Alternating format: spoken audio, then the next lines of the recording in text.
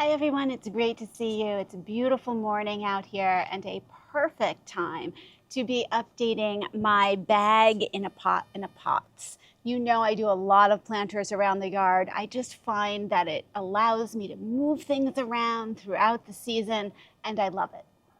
What you're going to find in this video is you're going to see a lot of these grow bags. This is a 5-gallon grow bag, and in these grow bags I have a ton of hydrangea. I love hydrangeas. They just make me so happy. And these hydrangeas that are in the grow bags overwintered in my unheated shed.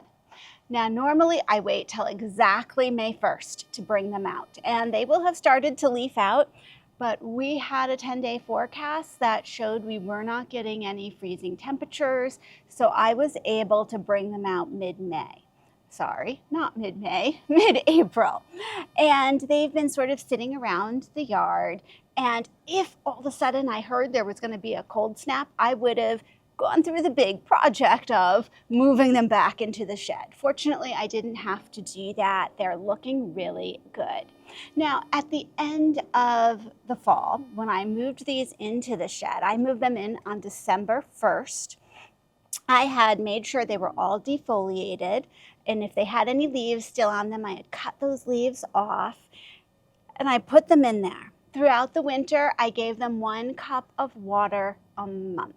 And that was it. Remember, they're dormant, so they really don't need a lot. And hydrangeas actually do need a period of cold, your macrophylla hydrangeas, to bloom. So having them in the unheated shed allows them to get that cold weather, but they're protected from the wind, and it does help them to bloom better the next year. I find that by keeping them in the shed, I'm pretty much guaranteeing that I'm going to have blossoms on these particular hydrangea, which are awesome. So then I bring them out, they start to leaf out, and I notice that there are some dead little branches in here. Now, if you're not sure whether a branch is dead or not, wait until the end of May. By the end of May, if it has not budded out, then you are really, really safe to take off anything that looks dead. Sometimes they look pretty dead for quite a while, and then you're like, oh my goodness, it really was alive, and it starts to put out some shoots. I've done this long enough now that I can really tell when there's something that's dead. It gets a crispier look.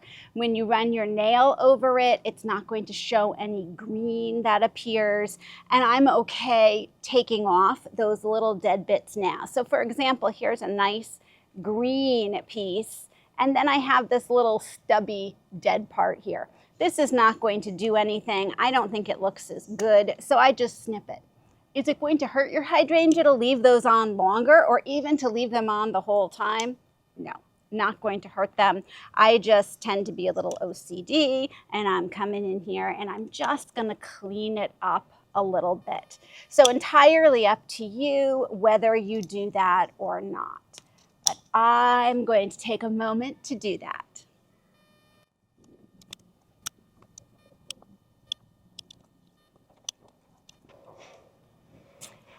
Okay, that looks a little bit more tidy. That's good. Now, once in a while, by accident, I snip off something that is alive. If you do that, don't worry, it's a perfect time to take a cutting of that plant. Take that little live piece that you have snipped off. You want to snip it back until you see the green here. You really don't root from the more woody part, you root from the green little stems. Stick it in a little glass of water and it will start growing roots for you, and you'll have a whole new hydrangea.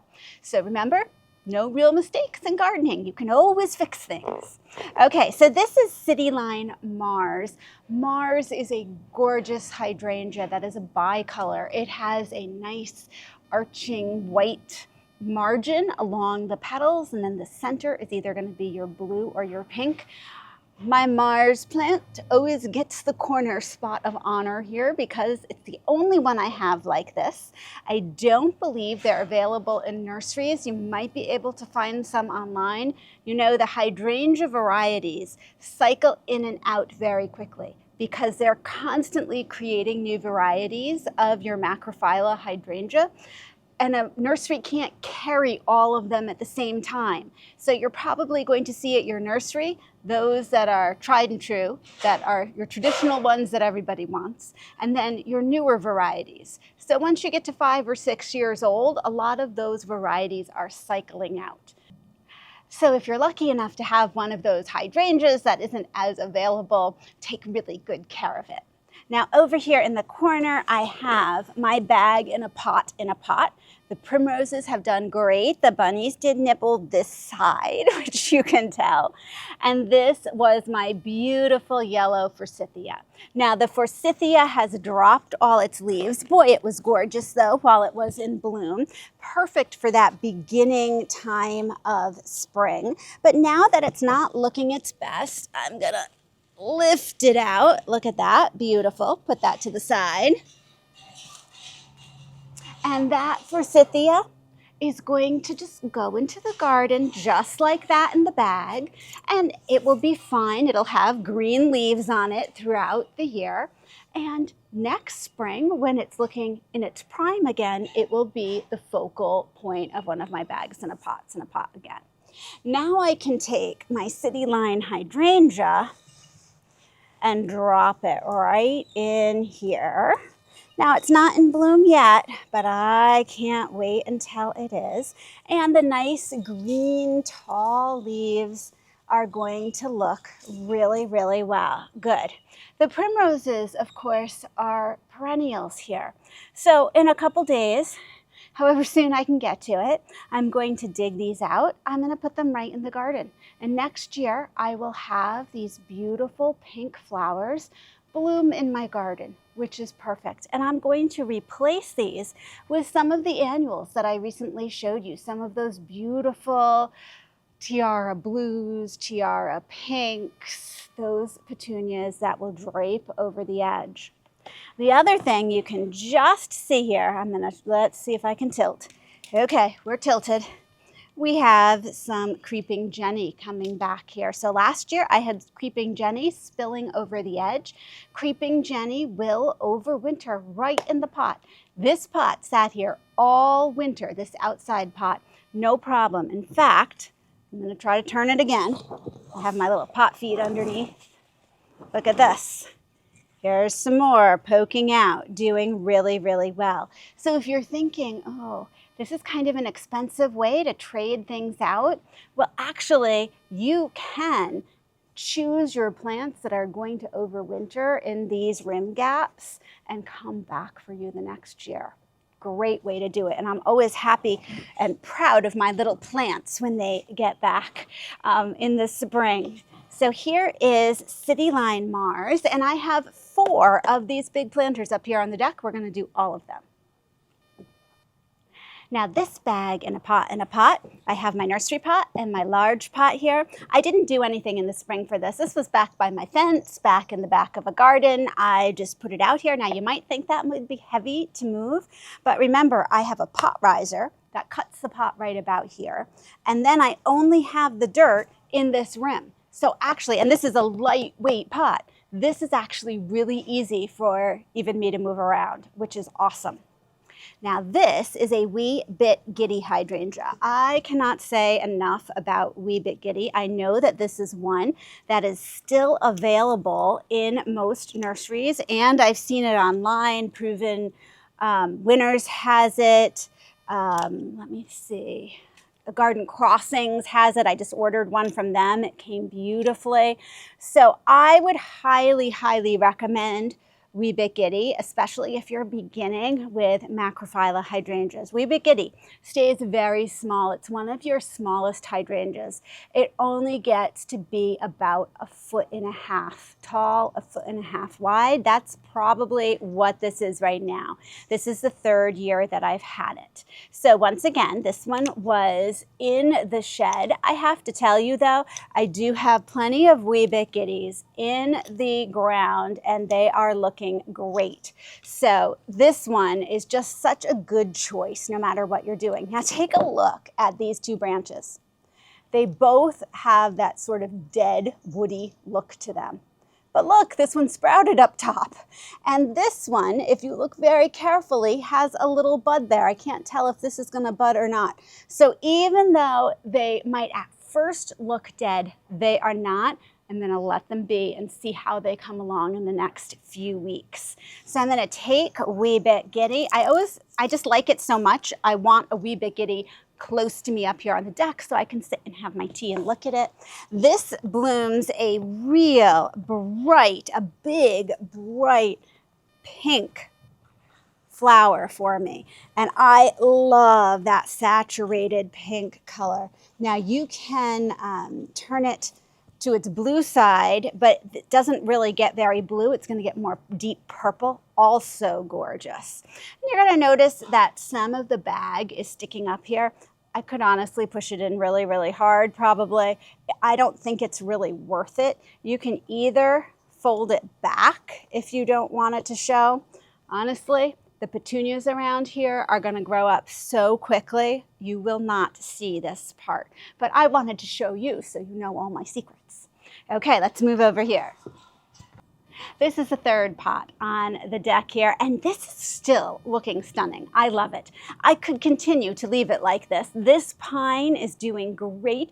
It's that nice little rounded ball shape that I love. It's sending up its candles here. The candles will have the new pine needles that come out for this year's growth, so it's doing great. And look at all of these violas. They are just so happy with their little faces and the little yellow center.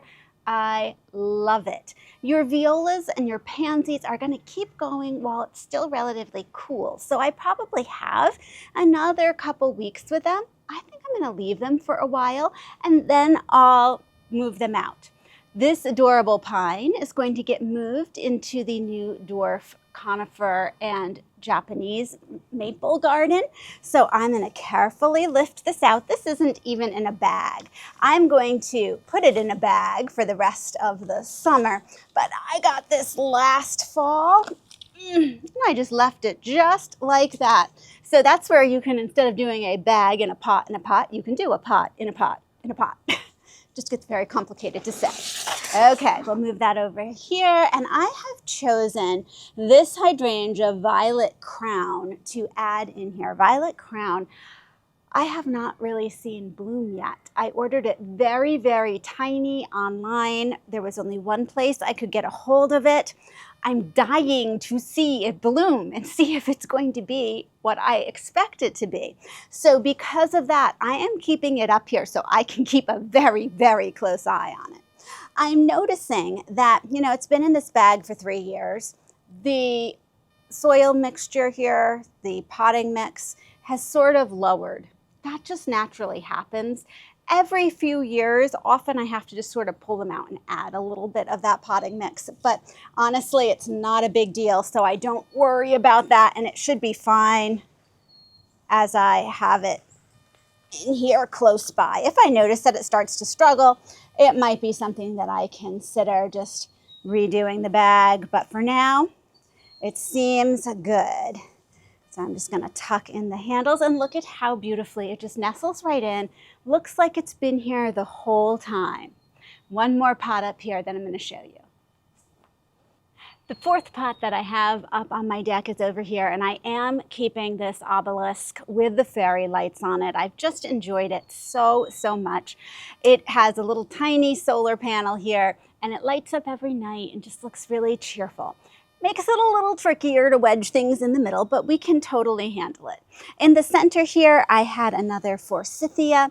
It did wonderfully. I loved the bright color. Uh-oh, this is where it's gonna get tricky.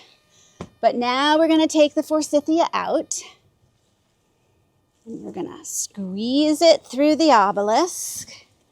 Woo, I think we're gonna make it. Okay. Now, these pansies still look pretty good to me. I'm checking them out. This is always a time to sort of reassess how everything is doing. Actually, we're really, really damp here, so it reminds me not to water this part more.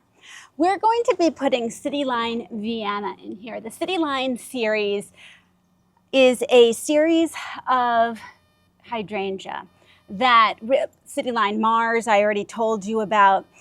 City Line Vienna has a very nice blue-purple color. It has not historically bloomed very well for me, but I've always kept it in the front yard in a little bit more shade than it will get on the deck. So this is sort of, I don't want to say this, this is your last chance, darling. If it doesn't really perform really well for me this year, I will probably either stick it in a far corner somewhere and just let it grow for the foliage, see if there's somebody else who wants to see if it does better in their yard. But I'm a big one for, I have a small yard. I'm only going to keep those things that really, really perform well, and that's okay. So we'll see, maybe it's going to like this better. Maybe it'll feel special in the beautiful Obelisk and it'll put out tons of blossoms. Who knows? So City Line Vienna can get a little bigger. This one can get 3 to 4 feet, but you can tell, you know, this is year 3 or 4 and we're still not real big. Okay. Here we go, here we go. Try not to squish the pansies too much. This is where it's tricky. Okay, I think we're in. Push that down. Tuck in the handles. Most of the pansies did very well. Okay, that looks pretty good. And we'll just sort of floof them out and we're all set. And this gets a lot of afternoon sun. It's real slanted, so it's not direct sun, but I think that if there's a chance that this hydrangea is going to bloom more, because it was pretty shady where it was, this is a good spot for it. That's the great thing with planters. You can keep moving things around relatively easy until you find the perfect place. So I have about 12 more bags of hydrangeas that I'm going to find some more bag in a pot places around the yard. And you'll be coming back with me to plant up the rim gaps here and some more beautiful annuals in the future. Thank you so much for joining me, and I'll see you in the next video.